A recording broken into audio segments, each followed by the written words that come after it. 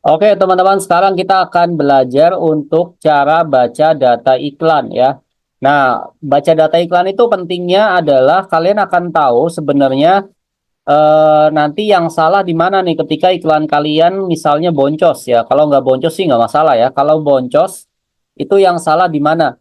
Jadi kalian harus tahu belajar baca data iklan terlebih dahulu. Nah, untuk baca data iklan, kalian harus ikutin rules saya ya, karena ini kan belajarnya sama saya, berarti kalian harus ikut rules saya. Nah, kalau ikut rule atau peraturan saya, kalian klik aja di sini yang tulisan rules ya. Kalian klik di sini bentar ya.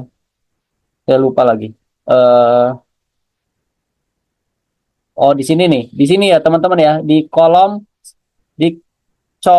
ya, di kolom settingan Gian. Kalau settingan Gian ini emang saya yang nyeting ya.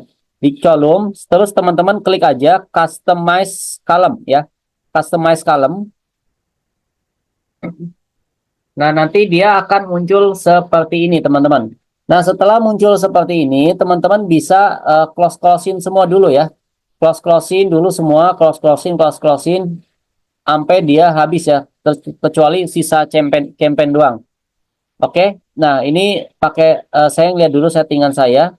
Nanti teman-teman ikutin settingan saya ya. Nah, ini dia ya. Ini dia settingan yang saya lakukan. Jadi teman-teman setelah udah close semua ini kan kosong ya di sini ya. Di sini kosong. Yang pertama kalian ketik aja di sini amount spend ya. Amount spend kalian ketik aja di sini amount spend. Nah, kalau misalnya kalian pakai bahasa Indonesia ini tinggal diartikan aja ya. Tinggal diartikan ke bahasa Indonesia ditranslate aja karena nggak ada ya, nanti nggak akan muncul ya kalau kalian settingannya Facebooknya bahasa Indonesia nggak akan muncul ini. Nah, kalau bahasa Inggris ikutin saya yang ini ya, amount spend, terus ininya di checklist, lalu setelah itu impression juga ya, impression nih ya, impression. Nah, ini impression, terus CPM-nya juga diklik, terus reach-nya ya, nih, nih ya, reach. Terus habis itu apa link klik ya, link klik, link klik. Nah, link klik diklik. Terus habis itu landing page view ya. Landing page view. Nah, ini totalnya ya. Ini totalnya diklik aja di checklist. Landing page view itu totalnya yang di checklist. Terus CTR. CTR. Nah, CTR itu yang diklik yang ini ya. CTRL link click through rate. Terus setelah itu apa LP conversion ya. LP conversion ya. Ini ya. LP conversion. Nah, untuk LP conversion sendiri itu saya buat manual ya. LP conversion itu teman-teman klik aja di sini optimization ya. Bentar, saya lihat rumusnya dulu ya. Saya lupa add to chart dibagi landing page view. Oke, add to chart bagi landing page view. Nih klik aja di sini optimization ya. Nah, habis itu teman-teman bisa klik aja create custom metric ya. Nah, di sini teman-teman namain aja LP conversion karena kalian cari sampai botak nggak akan ada karena ini kita buat sendiri ya. LV conversion. Nah, terus teman-teman tinggal pilih aja tadi ya LP conversion di sini. Ini tuh saya rumusnya adalah, bentar saya klik ya. Nah, ini saya rumusnya adalah add to chart ya. Kalian nanti klik di sini select metric ya, add to chart. Nih, ketik aja di sini add to chart ya, to chart ya. Nah, ini ya meta add to chart. Pokoknya ada di situ ya. Add add to chart terus dibagi, nanti tinggal klik aja di sini dibagi landing page view ya. Ketik aja sini landing page view nanti muncul sini.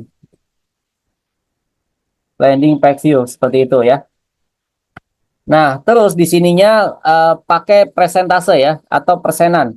Nah, terus di deskripsinya tulis saja jika di atas 10% bagus. Ini adalah KPI saya ya. Habis itu klik aja save change.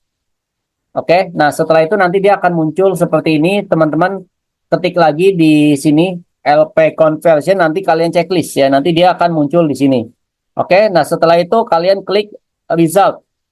Setelah itu result. Result. Nah, ini muncul di sini ada. Terus cost per result ini juga diklik. Habis itu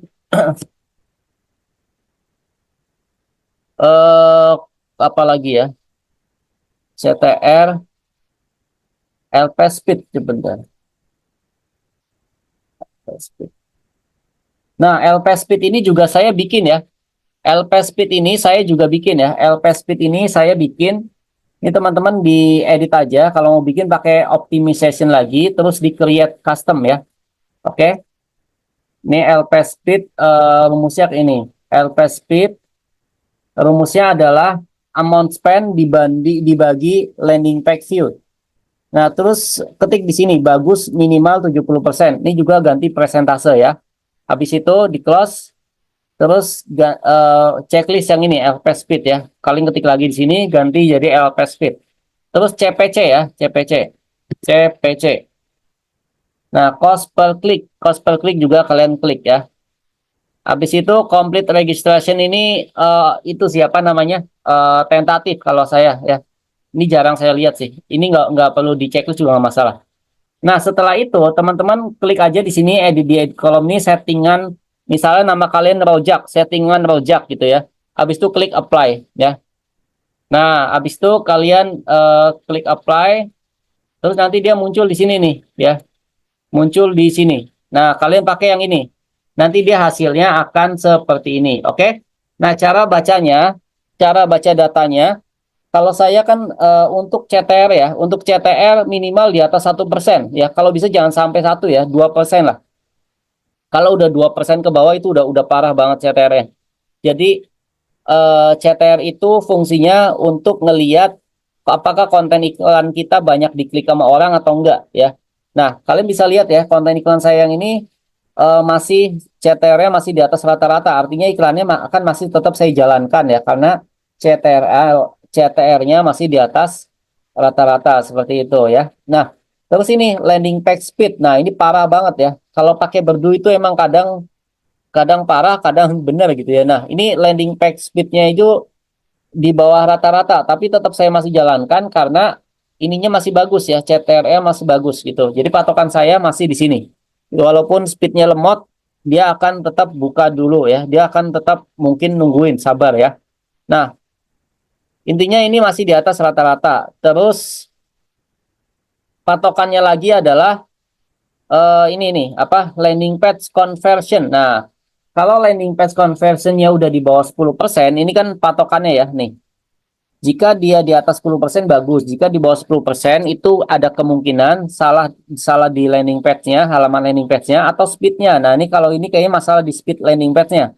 Mungkin orang buka lemot langsung ditutup sama dia. Ya, seperti itu.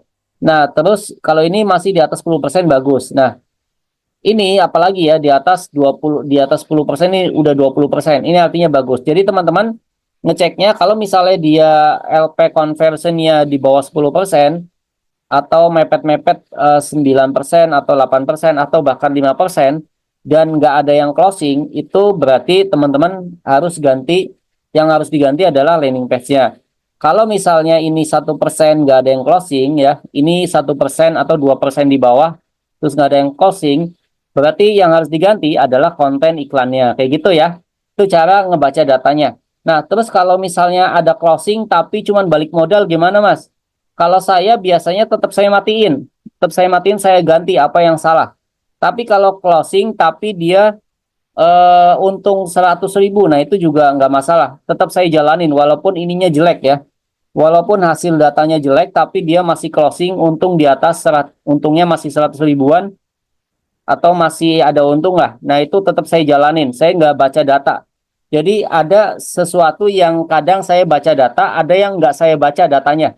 Karena saya ngelihat, oh ini masih untung kok, ngapain nggak usah dibaca datanya walaupun datanya jelek misalnya. Itu akan tetap masih saya jalanin. Oke? Kayak gitu untuk cara baca data ya teman-teman ya. Oke, sampai jumpa insya Allah di pertemuan berikutnya.